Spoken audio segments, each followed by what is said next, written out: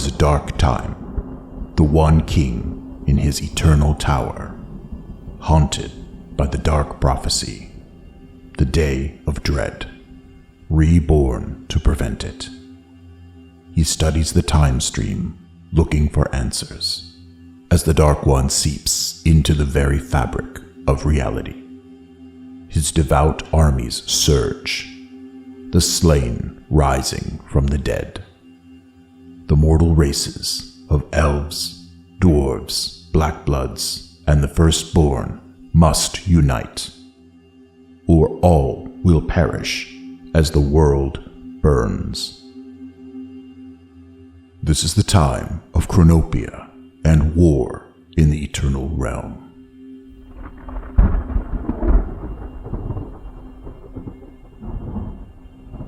Centuries ago, the one king of the mortal race of humans was born. He united the Firstborn tribes, and with his armies tamed the wild lands to create the Firstborn kingdom. All human tribes united, except one. The leader of the northern barbarians, Kronos, refused to submit, earning his tribe the name the Untamed. The other mortal races of Elves, Dwarves, and Blackbloods watched as the Firstborn kingdom grew in power. The eternal city was built, and the first eternal tower. The one king formed the kindred, their task to create the chronicles from ancient texts and spoken accounts of the era of the Firstborn. The time had come, and the combined forces of the Elven houses, the Dwarves of the Ringholds, and the Black Bloods of the Eastern Empire formed an uneasy alliance known as the Triad. They laid siege to the Eternal City to defeat the Firstborn once and for all. The end of the battle found the one king and the Elven Duke Cropus locked in lethal combat. Without warning, the one king ceased fighting. Dropping his sword, he raised his arms as the Eternal Tower was struck by blood-red lightning. Seizing the opportunity, Duke Cropus struck down the one king, beheading him. The Firstborn were defeated, and their king slain. All humans were doomed to slavery by the other mortal races. Having served its purpose, the Triad was broken, and warfare between all mortal races continued. This time, the human slaves would be trained to serve in the armies of the other races, bred for battle and subservience. The Elven houses constructed Helios, which became the second capital of the new kingdoms. The Dwarven clans fought amongst themselves, and Clan Jackal, who had turned to darkness, failed in their attempt to take control of the other Dwarven clans. The ogres of the Blackbloods fought to claim the Blood Throne and control over all the orcs, trolls, goblins, and other ogres in the kingdom. Among the enslaved Firstborn, 4 individuals were born seeing visions of the one king and the Firstborn kingdom. They became known as the 4 prophets. Their words stirred rebellion among the slaves of all the mortal races. When inspired slaves turned violent, the 4 prophets were captured to be publicly executed and bring an end to this bloody unrest. Until that moment, the 4 humans were unaware of each other, and they were all hanged by the neck. For 2 days, they did not die. A blackness fell over the kingdom, and in the dark, the bodies of the prophets disappeared. During this time of blackness, a pregnant Firstborn slave had escaped her Elven masters. She was killed by slave trackers, but her infant son survived and was found by the Untamed, now known as the Sons of Kronos. The child was taken to the northern lands. The 4 prophets, having escaped execution, returned to their followers and began preaching the return of the one king. This rumor distressed the elven houses, and they initiated the culling, the execution of all unborn males among the firstborn slaves. But it was too late. The rescued infant grew up among the northern barbarians, escaping the culling. In his 8th year, he began to remember who he truly was. The High King of the Untamed himself made him a master of blades, and by his 14th year, the boy had killed many enemies. The Untamed named him the Vengeful. The word began to spread of the One King's return from the north, and rebellion once again grew, led by the 4 prophets. Survivors of the defeated Jackal clan of the Dwarves sought revenge. They offered their souls to the Dark One. In return, the Dark Lord gave them the power to destroy the other dwarven clans. The Wilding. Raw, untapped magical energies were set loose among the ringholds of the dwarven clans. To protect their people, the living god leaders of the dwarves used their bodies to shield the clans from the powerful energies. The dwarves were safe, but at a high cost. Their living gods were corrupted by the energies and turned into monstrous beasts that were driven mad. They began attacking their followers, the dwarves. This caused the clans to retreat deep into the earth and withdraw all their armies from the surface world. The rebellions of the kingdoms grew, and the Firstborn freed themselves from bondage and reunited under the banner of the One King Reborn. The Vengeance War now began. The One King trained gifted Firstborn in the manipulation of time itself and created the Chronomancers. Without the dwarves, the former power of the Triad was broken, and the Ogre Emperor of the Black Bloods decided to remain neutral in the Vengeance War against the Elves. The One King defeated Duke Kratos of the Elves, beheading him as had been done to him 2 centuries ago. Raising the severed elf head, he revealed himself to the entire kingdom as truly the One King Reborn. The Vengeance War ended with the treaties signed by all the mortal races on the ruins of the Eternal City, capital of the First Kingdom. A new city was built.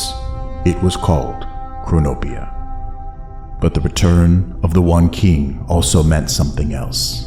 An even greater darkness was coming. The peace did not last long, as infighting among elven houses turned deadly. In the elven house of Helios, the assassination of Duke Helios was committed by his own power-hungry bastard son and half-sister.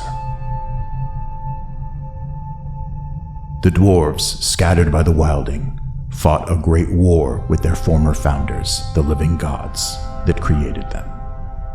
Many ringholds were destroyed, but one leader arose to change their fate. The overlord of the Dark Tusks, a veteran of the First Triad Wars, was able to communicate with the crazed beasts. He freed them from their madness and gained control of these enormous creatures, turning them into powerful allies they called blood totems. The dwarven armies, now more powerful than ever, returned to the surface world. In this time of chaos, even among the Firstborn, there was discontent. The One King continued to expand the power of his kingdom, but the 4 prophets, who had prepared the Firstborn for his return, felt betrayed. He had refused to share his power of controlling time with them. The One King divided his new kingdom into 7 lands, each ruled by a prince from the battle elites ruling from the 7 towers.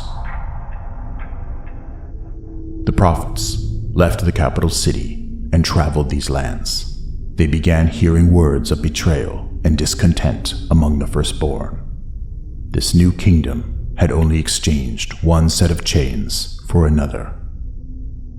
Maybe the prophets had been wrong. Maybe this was a false king. In the caverns below the Firstborn cities, groups of unbelievers began to meet. They called themselves the Devout, and begged the four prophets to free them from the tyranny of this great betrayer and false king. The Devout knew they would be powerless against the One King's Iron Guard and Chronomancers. They needed a great power to assist them, and turned to the Dark World for help. Studying ancient texts, they were able to raise the Dark One from the pit. At midnight, 5,000 of the Devout followers were sacrificed, and the Dark One's favor was secured. Black lightning flashed, and the prophets smiled as the skies rained blood. The Dark One had returned. The time of the darkening and the great betrayal had begun. Distracted by war with the Dwarven Dragon clan, the One King had been drawn away from the capital. He saw a vision of the Dark One sitting on his throne and the kingdom in flames. The One King clutched his chest and collapsed, falling from his horse. He was taken by one of his chronomancers to recover his strength. The Devout began marching on the capital city, their numbers growing as they marched, led by the four prophets and their newly acquired arcane magic. They grabbed a lowly peasant from one of the villages, and with their powers anointed him as their One King. Cries to take the throne of Chronopia gathered more Devout to them. Firstborn slaughtered Firstborn, as the battle for the capital continued and the One King did not arrive. Rumors of his death began to spread. Chronopia fell to the Devout, and their false king sat on its throne. As word of the Devout victory reached the One King, there was steel in his eyes. Standing, he slit the palm of his hand and swore on the blood of his ancestors that he would punish this betrayal. Having regained his strength, the One King rode to Chronopia, calling his armies to him. By the time he arrived at the walls of the capital city, having assembled the largest army ever seen in the kingdom, the One King found his way into the royal palace and slayed the usurper. Bloody retribution followed as the Devout were slaughtered and their temples to the Dark One destroyed. The judges of the Seven Towers were established by the One King to root out all threats to the Firstborn. The four prophets were brought before him. Making the gravest mistake of his entire reign, the One King allowed them to live. They were banished from the Firstborn kingdom forever. The four prophets made silent curses against the One King as they were led out of the capital city. The remnants of the Dwarven Jackal clan took them in, as they were also in league with the Dark One. In the high hall of the Jackal clan overlord, their blood totems screamed for flesh, and together with the exiled prophets, they began spreading the darkness across the entire world. In those filthy underground halls, the Devout regained their strength and made offerings to the Dark One for darker powers. The armies of the Devout began to twist with these dark energies into foul, ravenous creatures. They plotted their day of vengeance and waited. When their rituals were complete, they rode out from the stronghold with the Jackal clan joining them. The four, now dark prophets, divided the Devout armies between them and traveled to the four corners of the world to build black citadels and give their final offering. Terrible sacrifices were made to the Dark Lord, and a vortex to the Dusk Realm was opened. Through this portal and into the mortal world came terrifying demonic creatures to strengthen the Devout armies. The Lord of the Pit even gave the Dark Prophets the power of necromancy. Now, the fallen remains of their enemies would be animated and brought into the service of the Dark One. On the day of dread, it happened. Elven cities, dwarven holds, and dark blood outposts were attacked at dawn by the Devout and their skeletal armies of the Risen. Beastmen and demons added to their ranks, and the cities of the world burned, and the stench of death covered the lands. The Devout armies marched toward their goal of Chronopia, to slay the false king and add his animated corpse to the ranks of the Risen. In his eternal tower, the one king wept. The dark prophecy he had returned to prevent now came to pass. The entire world was a funeral pyre. The Devout had returned.